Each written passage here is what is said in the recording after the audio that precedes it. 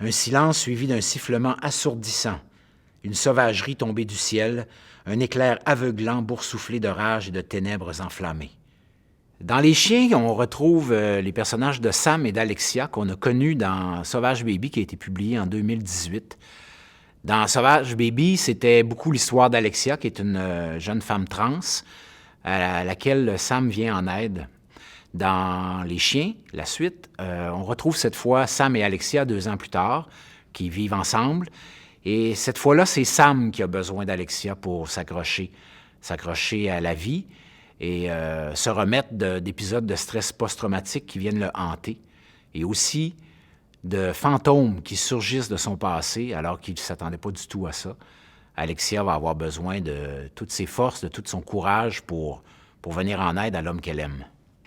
J'ai eu envie de retrouver Alexia et Sam parce que je les aimais beaucoup. J'avais l'impression que je pouvais en dire encore un peu plus sur eux deux. Beaucoup sur Sam aussi. Comme Alexia était pour moi le personnage central de Sauvage Baby, j'avais envie de plonger un peu plus dans l'intériorité de Sam, de voir d'où il venait, qu'est-ce qu'il avait vécu. Et j'avais aussi envie, cette fois-là, que ça soit Alexia qui soit sa bouée de sauvetage et non l'inverse, comme c'était dans Sauvage Baby. Je voulais un peu inverser les rôles, comme j'avais passé Alexia dans le tordeur dans le premier livre, ben cette fois-là, j'avais envie de brasser la cage de Sam un peu. J'ai dans ma tête, moi, oui, des images très précises de qui est Sam, de qui est Alexia, de quoi il ressemble. J'ai aussi des images très précises de Laetitia Kowalski qu'on découvre dans Les Chiens, de son oncle Gabriel aussi.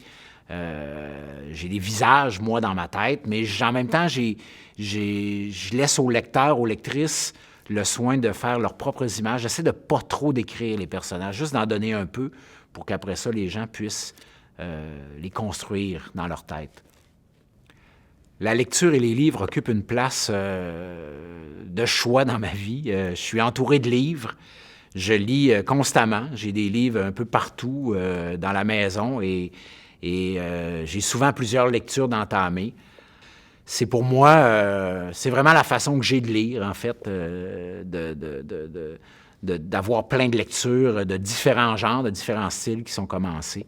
Certains livres peuvent tomber un peu dans l'oubli, mais j'y reviens plus tard. Et c'est très important pour moi. Je pourrais pas m'imaginer sans un livre à portée de la main. Afghanistan, printemps 2009.